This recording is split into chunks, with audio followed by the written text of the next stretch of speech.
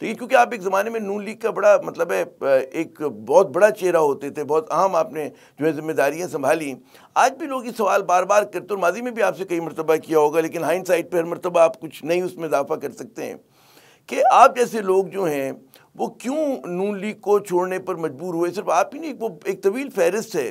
کیا چیز آپ کو کیا لگا کہ کہاں پہ بٹریل ہوا تھا؟ کہاں پہ آپ لوگوں کے اتنا دل شکستہ ہو گئے تھے کہ آپ نے کہا اب کوئی اور چارہ نہیں ہے اور ہم نکل جاتے ہیں، سیاسی ولڈرنس میں نکلتے ہیں اور دوبارہ سے پھر ہم ایک پارٹی کو منظم کریں گے؟ جی دیکھیں، اس میں کوئی یہاں پر ذاتی بات نہیں ہے. میں باقیوں کے بارے میں نہیں کہہ سکتا، لیکن اپنی بات ضرور کر سکتا ہوں کہ بات بڑی سیدھی ہے. یہاں کوئی شکوہ نہیں ہے، کوئی شکایت نہیں ہے، کوئی تکلیف کی بات نہیں ہے.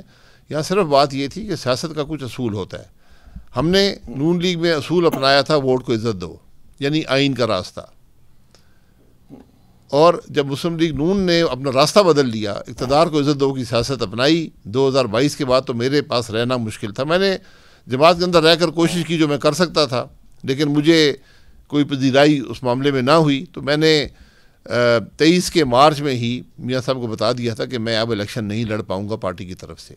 یہ ساری بات ہے.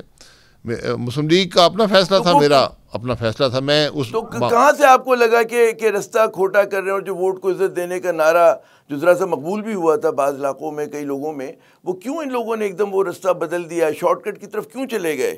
کس نے ان کو ود ان دا پارٹی اس راستے پہ ڈالا؟ ووٹ کو عزت دو کا راستہ ذرا مشکل راستہ ہے، اقتدار کو عزت دو کا راستہ آسان راستہ ہے.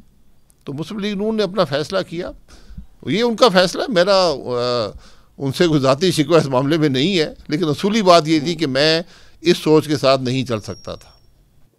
اچھا، لیکن پھر جو ہم نے دیکھا کہ 2024 کے انتخابات میں پتن کی رپورٹ آپ نے بھی دیکھی ہوگی، بڑی مارکت العرا رپورٹ ہے. اس نے کہا جی نون لیگ کے سارے بڑے جو ہیں انتخابات ہار گئے تھے. پھر کوئی وضاحت نہیں آئی الیکشن کمیشن کی طرف سے، نہ حکومت کی طرف سے. اس کے بارے میں رپورٹ کو چیلنج نہیں کیا گیا.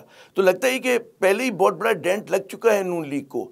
آپ کے خیال میں اب جو صورتحال ہے، کیا آپ اس کا مستقبل دیکھ رہے ہیں کہ کل کو پھر دوبارہ انتخابات ہوتے، جلد یا بدیر ہونے تو ہیں، کبھی تو یہاں پہ اچھے انتخابات ہوں گے، تو کیا آپ مستقبل دیکھ رہے ہیں؟ دیکھیے، ہمارے انتخابات دو کے ہیں.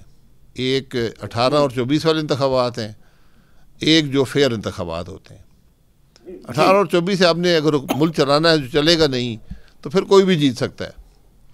یہاں ہارنے والا جیت جاتا ہے، جیتنے والا ہار جاتا ہے. یہ ہمارا عجب ملک ہے کہ سیاست بھی ہم نے یعنی باقی کرپشن تو تھی، اب پولنگ اسٹیشن میں بھی کرپشن، بدترین کرپشن اب ملتی ہے.